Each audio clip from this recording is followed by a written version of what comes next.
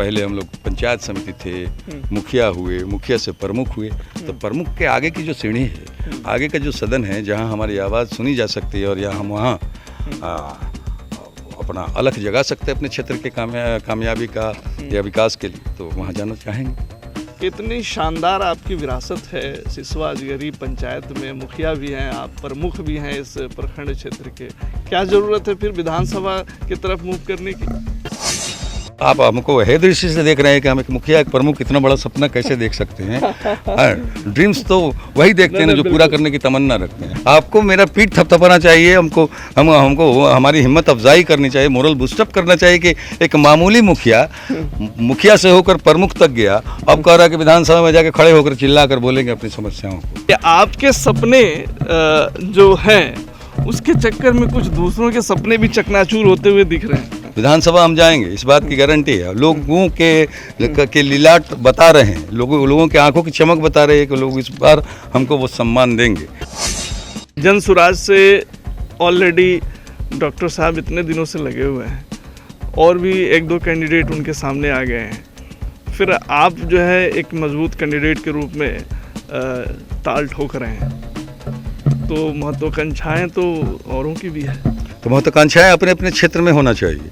अगर कोई आदमी पढ़ लिख करके डॉक्टर बना, प्रख्यात डॉक्टर कहलाता है, तो वो अपने क्षेत्र में कामयाब है, उसी में और कामयाबी की सीढ़ी चढ़नी चाहिए। राजनीति और ठेकेदारी तो वो किया जो जीवन में कुछ नहीं कर पाया। जन सुराज पे एक आरोप ये लग रहा है कि जन सुराज बीजेपी की बी टीम है और ऐसे जगहों पे टारगेट कर रही है जहाँ पे आरजेडी के कैंडिडेट्स या मुस्लिम कैंडिडेट्स को हराया जा सके। जन सुराज मुस्लिमों को उसके आबादी के हिसाब से उसको हिस्सेदारी देने की बात करती है, 40 सीट देने की बात करती है, महिलाओं को भी 40 सीट देने की बात करती है। तो मेरे खैर की बात अगर कोई करता है तो हम उसके हम कदम होंगे, क्या दिक्कत है? आपके जन सुराज के साथ हम कदम होने में बीजेपी तो आगे आएगी ना? हम क्यों आएंगे शमीम साहब, हम क्यों आएंगे राजद के बीच में आड़े? राजद तो खत्म हो गए भाई। जिस दिन जन सुराज का पदयात्रा चालू हो गया, राजद की बात कहाँ करते हैं प्रशांत किशोर? अब तो बात करते हैं एनडीए की। वो तो ठीक है, लेकिन शमीम साहब तो आपके रिश्तेदार भी हैं जहाँ तक मुझे मालूम है। जिस दिन हमको ये मौका मिला पार्टी की तरफ से, तो गाना है एक, मतलब कि अब तक गर्दा उड़ा दें बिहार में, वो करके दिखा देंगे हम लोग। और इस बात की गारंटी है कि जिस दिन हम लोग को ये मौका मिला तो सबको लंगड़ा घोड़ा साबित करके दिखा देंगे। एक प्रखंड की दूरी मोतिहारी से 35 किलोमीटर है, इस बीच में कहीं कोई हॉस्पिटल नहीं। ये है मर्म हमारे यहाँ का। तो जो आम जन के मर्म को समझ पाए, पीड़ा को समझ पाए, वही ना नेता कहलाएगा।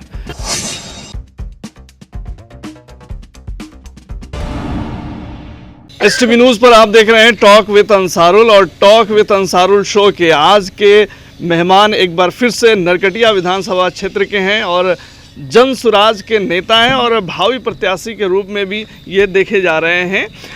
नाम है इनका जफ़ीर आज़ाद उर्फ चमन, और प्रखंड ज़िला बंजरिया प्रखंड के प्रखंड प्रमुख हैं और ज़िला प्रखंड जो संगठन होता है ज़िला प्रमुख संघ, उसके भी अध्यक्ष हैं। इसके अलावा बिहार रोजगार गारंटी परिषद के सदस्य हैं जो अंडर ग्रामीण विकास विभाग आता है।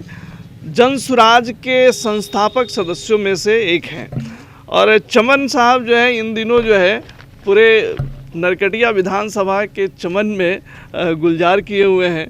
फ़िलहाल हम इनकी क्रिएटिविटी जो है ये पंचायत सरकार भवन, जिसकी देश स्तर पे चर्चा है, उसी कैंपस में इनसे बातचीत कर रहे हैं।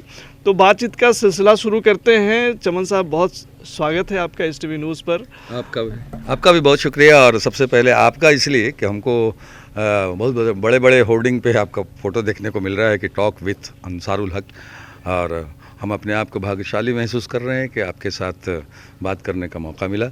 बहुत शुक्रिया आपका, आपकी पूरी टीम का। नंदन जी भी आपके साथ कैमरे के साथ हैं, उनका भी बहुत शुक्रिया, और आपकी टीम, आपके चैनल का, और सभी दर्शकों का भी, कि वो लोग भी आपके द्वारा इतना बड़ा प्रोग्राम बनाकर जब पेश किया जाएगा तो वो लोग अपना कीमती समय निकाल कर हम दोनों को देखेंगे। हमारा यही प्रसार है कि आप जैसी शख्सियतों को हम इस मंच पे लाएं और आपसे गुफ्तगू करें।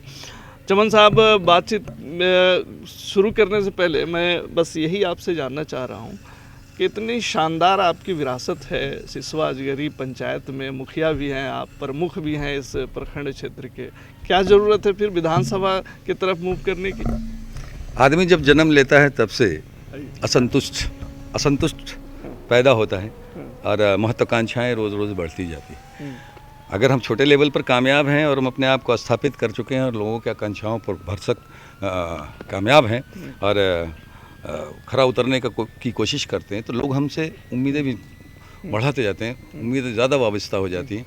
ऑटोमेटिकली हमको 2-4 कदम और आगे बढ़ना चाहिए और अपना चमत्कार, अपना हुनरमंदी दिखाना चाहिए।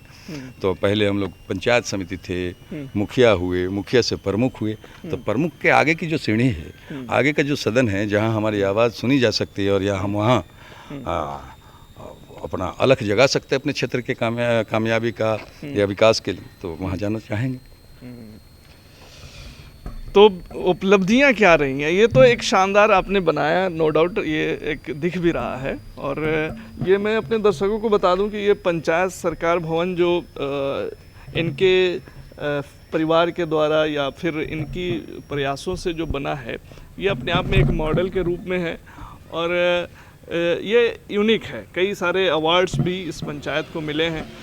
चमन जी, एक पंचायत स्तर पे काम करना या प्रखंड स्तर पे काम करना और एक विधायक स्तर पे काम करना, दोनों में काफ़ी फ़र्क होता है। तो क्या आपको लगता है कि जो है चमन जी नरकटिया विधानसभा क्षेत्र के लिए फिट बैठेंगे? क्यों नहीं, हम लोग के बहुत आज़म वाले लोग हैं और बहुत ऊंची सोच रखते हैं और निर्माण बुद्धि के लोग हैं। और आप जो कुछ भी यहाँ देख रहे हैं पंचायत में, ये सामूहिक प्रयास का एक नतीजा है। हम जिस संस्था से, जिस पार्टी से जुड़े हैं, जनसुराज, उसका स्लोगन है सही लोग, सही सोच और सामूहिक प्रयास। हमारे छोटे भाई जिनकी पत्नी यहाँ मुखिया हैं, हम दोनों मिलकर कंस्ट्रक्टिव बातें जब हमेशा सोचते हैं, हमेशा निर्माण पर जोर देते हैं और उसी के बरक्स आप जिस जगह टहल रहे हैं, जिस ग्रीनरीज का आनंद ले रहे हैं, ये उसी का नतीजा है। और कैमरा थोड़ा दिखाएंगे हमारे छोटे भाई जो जिनकी पत्नी यहाँ मुखिया हैं। अच्छा, मुखिया जी साथ में ही है उनका। तो ये चमन जी के छोटे भाई साहब हैं और इनकी अहलिया, आपकी वाइफ जो है यहाँ की मुखिया। इस तरह का शानदार पंचायत भवन बनाने का सोच जो है कहाँ से लाए थे? जरा इनसे भी बात करें चमन जी, फिर आपसे। जी शुक्रिया आपका।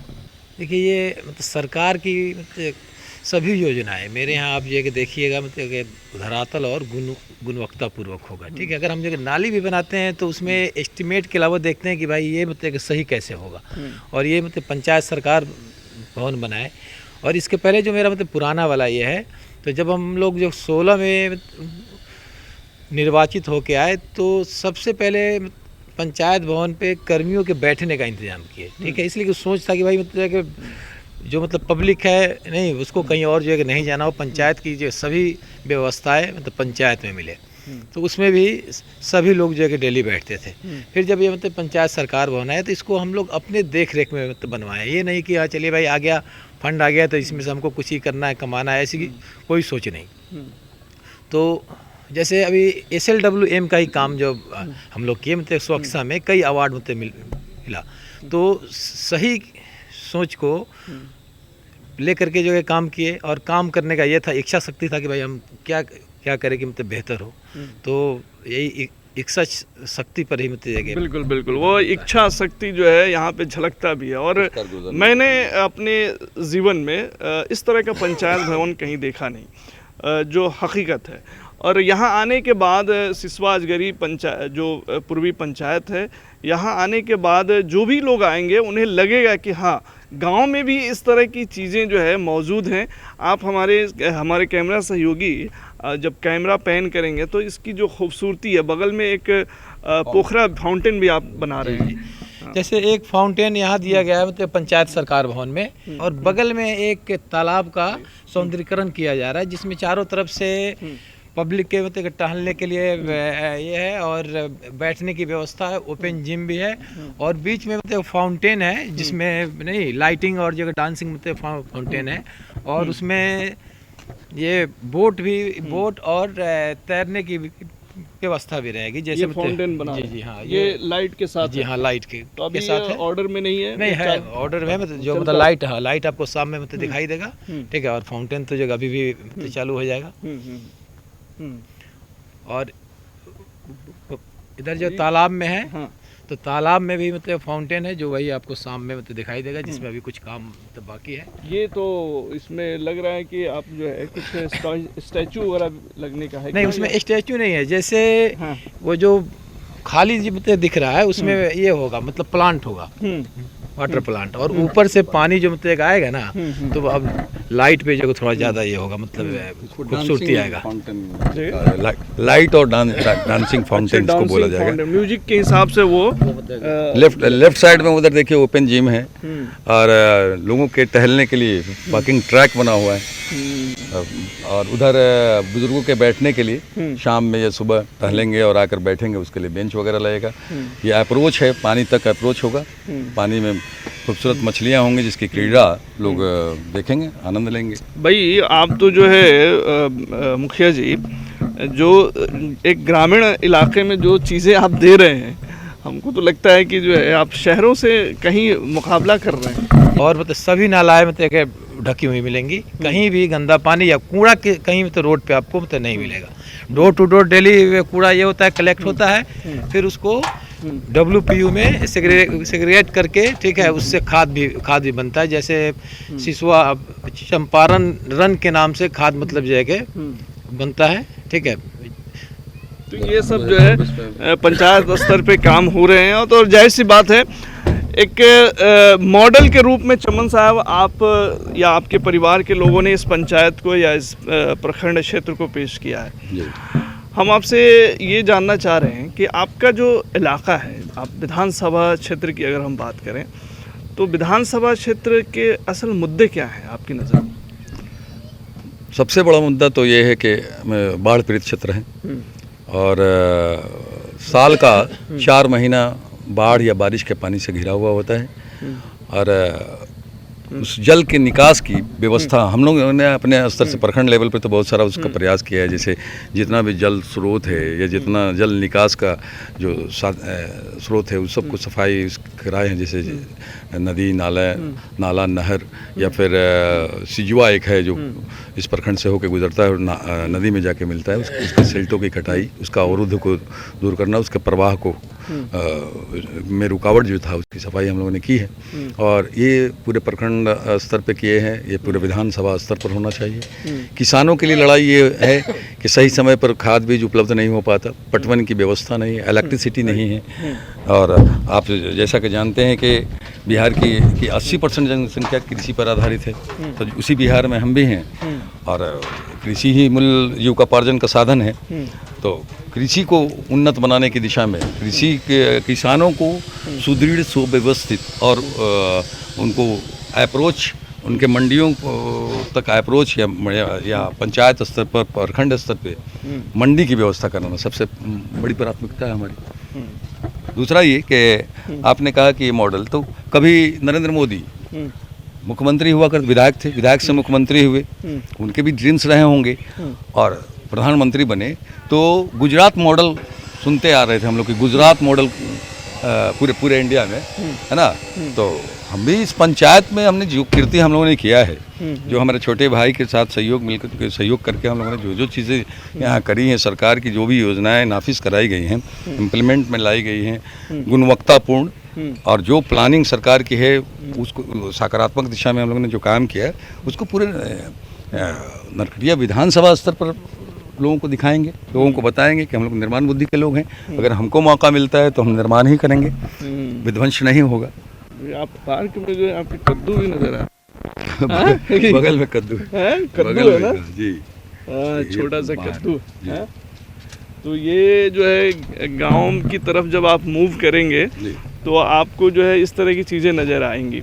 ये एक जो है मचान टाइप का बना हुआ है, और देख सकते हैं आप इस पे कद्दू जो है लटका हुआ है, बहुत फला हुआ है। बहुत फैला हुआ है, बहुत जरखेज है। आपको तो पता होना चाहिए कि पूरे हिंदुस्तान में बिहार की मिट्टी सबसे ज़्यादा जरखेज है, सबसे ज़्यादा उपजाऊ है। लेकिन किसानों को सरकार के द्वारा प्रदत्त किसी तरह की कोई सुविधा समय पे मिल नहीं पाती। सबसे बड़ी दिक्कत ये है कि अप्रोच नहीं है किसानों को, मंडी नहीं है, समय पर बीज नहीं मिल पाता, समय पर खाद नहीं मिल पाता, हाहाकार मचा होता है, ब्लैक मार्केटिंग होती है, इरिगेशन की व्यवस्था नहीं है, पटवन की व्यवस्था नहीं है। जबकि अगर सरकार चाहे तो नदियों को नहरों से जोड़े, पाइनों से जोड़े और सभी खेतों तक इरिगेशन की व्यवस्था हो सकती है, या फिर अप्रोच करे सभी प्लॉट तक, सभी खेतों तक अगर रोड रास्ता अगर सुदृढ़ सुव्यवस्थित हो जाए तो बहुत जरखेज जमीन है ना यहाँ। यहीं देखिए आप हमारे बिल्कुल। और जरखेज की आप बात कर रहे हैं तो पूरा- बाढ़ प्रभावित इलाकों में जो है जरखेज जमीन होती है। यह मक्का की खेती भी है ना? मक्का तो यहाँ भाई हम समझ रहे हैं कि 40 बहुत शानदार फसल है। मैंने 55% लोग अभी कर रहे हैं इस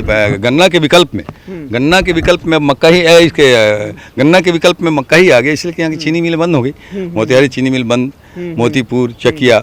और जब गन्ना होता था और जब चीनी मिलें चालू थी तो बहुत धनवान होते थे हमारे यहाँ के किसान। बहुत तो गन्ना की जगह जो है अब मक्के ने ले ली। हमारे कैमरा सहयोगी से कहेंगे हमारे दर्शकों को दिखाएं कि ये जो मक्के की खेती है वो किस तरह से है, और बहुत अच्छे बाल लगे हुए हैं उसमें। 2-3 जो है बाल जो है एक पेड़ में दिख रहा है। जी, अब तक कट्ठा पे हमको लग रहा है 3-4 क्विंटल निकल जा रहा है। जी, एक कट्ठा में 3-4 क्विंटल भी निकल 3-4 क्विंटल। तो ऐसा नहीं सोचिए कि हम आप हमको है दृष्टि से देख रहे हैं कि हम एक मुखिया, एक प्रमुख इतना बड़ा सपना कैसे देख सकते हैं। ड्रीम्स तो वही देखते हैं ना जो पूरा करने की तमन्ना रखते हैं। हम कुछ कर गुजरने की तमन्ना रखते हैं, और ये जान लीजिए कि दिन में चलते हुए सूरज की रोशनी में जो सपना देखता है वही धारा के विपरीत चलकर अपने सपने को पूरा कर पाता है। नहीं, वो सपने, आपके सपने के लिए तो हमारी मुबारकबाद है। लेकिन आप जब जन सुराज से नरकटिया विधानसभा में चुनाव लड़ रहे हैं तो कुछ दूसरे सपने भी चकनाचूर हो रहे हैं। आपको मेरा पीठ थपथपाना चाहिए, हमको हमारी हिम्मत अफजाई करनी चाहिए, मोरल बूस्टअप करना चाहिए कि एक मामूली मुखिया से होकर प्रमुख तक गया, अब कह रहा है कि विधानसभा में जाके खड़े होकर चिल्ला कर बोलेंगे अपनी समस्याओं को। तो आपको मेरे पीठ न थपथपाना चाहिए। आप कहने के बिल्कुल, और इसके लिए हम आपको मुबारकबाद देते हैं। लेकिन मेरा सवाल ये है ना चमन जी कि आपके सपने जो हैं उसके चक्कर में कुछ दूसरों के सपने भी चकनाचूर होते हुए दिख रहे हैं। नहीं, ऐसा कुछ का थोड़ी, ये तो विकास की लड़ाई है, और विकास के पथ पर हम समझते हैं कि हमसे ज़्यादा अग्रसर अभी जो हमसे ऊपर के पद पर बैठा है वो नहीं है। अगर ऐसा ही होता तो एक मामूली विधायक प्रधानमंत्री बना है ना। आप ऐसा कह रहे हैं कि हाँ भाई आप मुखिया होकर के कैसे विधानसभा हम जाएंगे, इस बात की गारंटी है। लोगों के लीलाट बता रहे हैं, लोगों के आंखों की चमक बता रहे हैं कि लोग इस बार हमको वो सम्मान देंगे। और सिसवा पूर्वी जहाँ आप टहल रहे हैं, यहाँ के मतदाताओं को अपना वो आइडियल बनाएंगे कि वो लोग काम करने वालों को वोट करते हैं। नहीं तो आप जान रहे हैं कि पंचायत स्तर से लेकर सभी जगहों पर पैसा, दारू, जातिवाद, जात को वोट देते हैं, पर्दार को वोट देते हैं, है ना। तो यहाँ उस तरह का नहीं है। यहाँ के लोगों से लोग सीखेंगे, नरकटिया विधानसभा के लोग, की कारगर लोगों को वोट देकर के आज तक उन लोगों ने अपना नेतृत्वकर्ता बनाया, और वो नेतृत्वकर्ता उन लोगों के आकांक्षाओं पर खरा उतरने का भरसक प्रयास करता रहा है।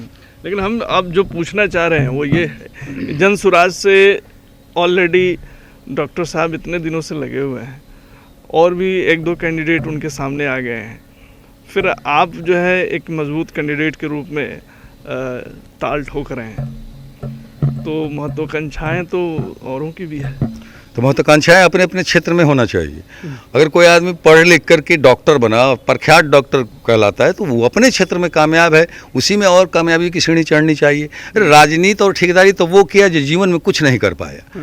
उसके लिए कोई हुनरमंदी की आवश्यकता नहीं, उसमें सिर्फ एक चीज़ की आवश्यकता है, सेवा भावना, बिना फीस की नहीं, बिना खाए, बिना पिए, बिना किसी संसाधन के जो लोगों के लिए सेवा करे, वही ना राजनीति कर पाएगा। जो फीस की उम्मीद करता है वो फिर कैसे राजनीति कर पाएगा। अब हमारी बात है तो जन सुराज ने अगर 4-5 लोगों को पहले से कह रखा है, तो जन सुराज का अपना पूरा तरीका है, सिस्टम है, उसने अपना पैमाना तय करके रखा है कि 2-4-5 लोग अपने क्षेत्र में मेहनत करें, जन स्वराज को स्थापित करें।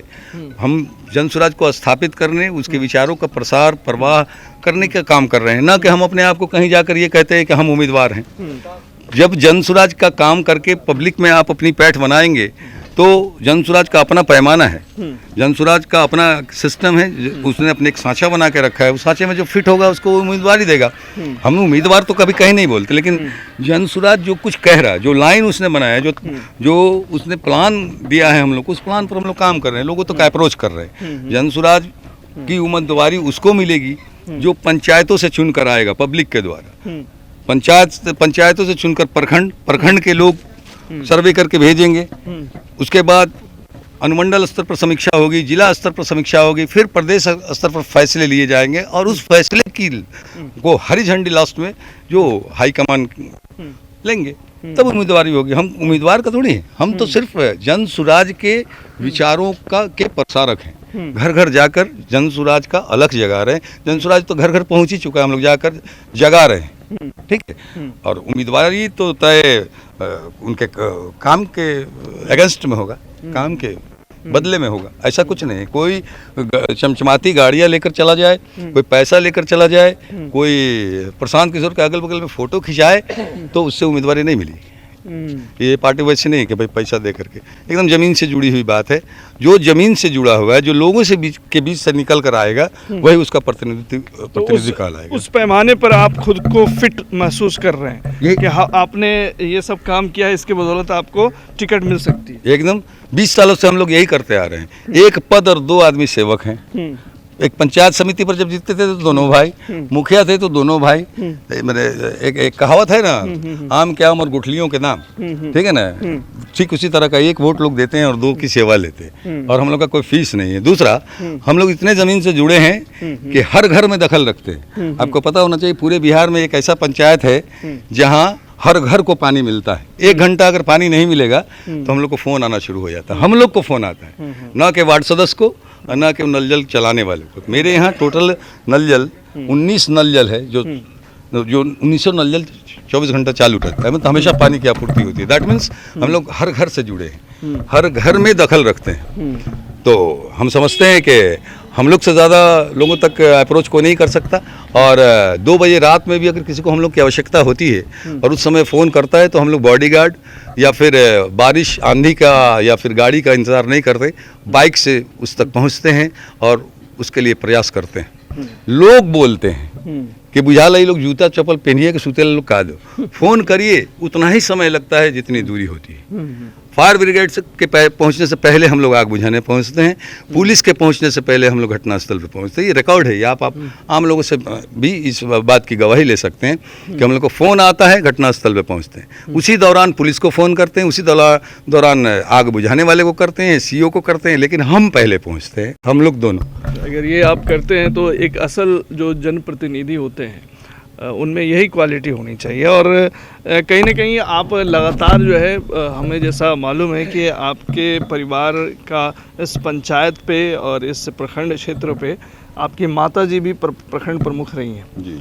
और ये आपके परिवार में मुखिया जो का है सिलसिला, वो भी बहुत पहले से चला आ रहा है। एक पॉलिटिकल कुछ सवाल भी हम आपसे करना चाहेंगे कि जन स्वराज पे एक आरोप ये लग रहा है कि जन स्वराज बीजेपी की बी टीम है और ऐसे जगहों पे टारगेट कर रही है जहाँ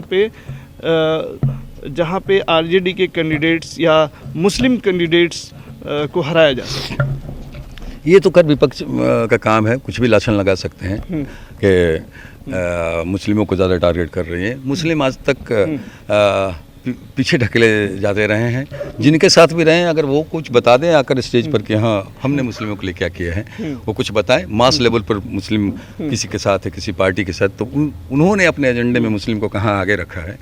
लेकिन जन स्वराज मुस्लिमों को उसके आबादी के हिसाब से उसको हिस्सेदारी देने की बात करती है, 40 सीट देने की बात करती है, महिलाओं को भी 40 सीट देने की बात करती है।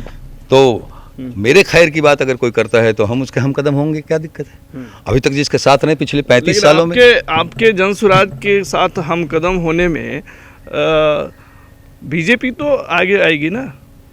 अगर आप देखेंगे तो नरकटिया विधानसभा में डॉक्टर शमीम है, ऑलरेडी विधायक हैं, पहले से जीतते आए हैं, तो कहीं ना कहीं आप उनको डिस्टर्ब तो करेंगे ना? उनको डिस्टर्ब करने के लिए क्या थोड़ी आए हैं हम लोग तो अपने विचारों को स्थापित करने आए हैं। हम लोग तो जो समाज के अंतिम पंक्ति में खड़ा है उसके कल्याण के लिए आए हैं, नौजवानों के लिए आए हैं। वो नौजवान जो पढ़ लिख कर बेरोजगार बैठा है, वो नौजवान जो पढ़ लिख कर बोरियों के जैसा ट्रेनों और बसों में भरकर दूसरे राज्यों में जाकर मजदूरी करते हैं, उनके लिए आए हैं। हम उन महिलाओं के लिए आए हैं जो आज जीविका के माध्यम से जो उनको लोन उपलब्ध कराया जाता है उसका 40% जोड़ेंगे तो 40% ब्याज होता है। हम उन महिलाओं के लिए आए हैं जिनको घर बैठे रोजी रोजगार की व्यवस्था सरकार के द्वारा प्रदत्त योजनाओं के द्वारा हो, कम से कम ब्याज पर उनको 4% ब्याज पर उन लोगों को धन मुहैया कराई जाए। हम उन बच्चों के लिए आए हैं जो शिक्षा के अभाव में चरवाहा बनकर हैं, कम उम्र में जाकर चिमनियों पर भट्टों पर काम करते हैं। हम उन बुज़ुर्गों के लिए आए हैं जो दवा के बगैर मर जाते हैं। हम उन बुज़ुर्गों को 2000 रुपया पेंशन देने की बात करते हैं। हम क्यों आएंगे शमीम साहब, हम क्यों आएंगे राजद के बीच में आड़े? राजद तो ख़त्म हो गए भाई। जिस दिन जन स्वराज का पदयात्रा चालू हो गया, राजद की बात कहाँ करते हैं प्रशांत किशोर? अब तो बात करते हैं एनडीए की, अब तो बात करते हैं जेडीयू की और बीजेपी की।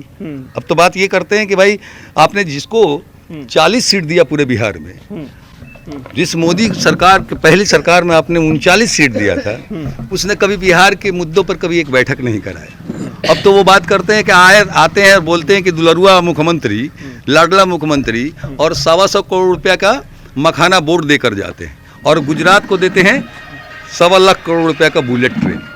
तो अब तो हम लोग बीजेपी से डायरेक्ट लड़ रहे हैं, आड़े किसी के कहाँ आ रहे हैं? अरे और कब तक दया माया में आपको कोई वोट देता रहेगा भाई? आपकी मुस्कुराहट पर कब तक कोई वोट देता रहेगा? है ना? आप मुस्कुरा दिए, मुस्कुराहट के बादशाह बन गए, आपको कोई वोट कर दे? वो तो ठीक है, लेकिन शमीम साहब तो आपके रिश्तेदार भी हैं जहाँ तक मुझे मालूम है। तो पॉलिटिक्स है, राजनीति है, और राजनीति में अपना स्वार्थ बाद पहले हम लोग जन स्वार्थ की बात करते हैं। और हम सब लोग मिलकर के शमीम साहब को सर आँखों बिठाए पिछले 10 सालों में, लेकिन हम लोगों ने जो आकांक्षाएँ उनसे पाल रखी थी वो कभी भी इम्प्लीमेंट होता हुआ दिखा नहीं। और हम समझते हैं कि दूसरे राज्यों का अनुसरण हम लोग को करना चाहिए।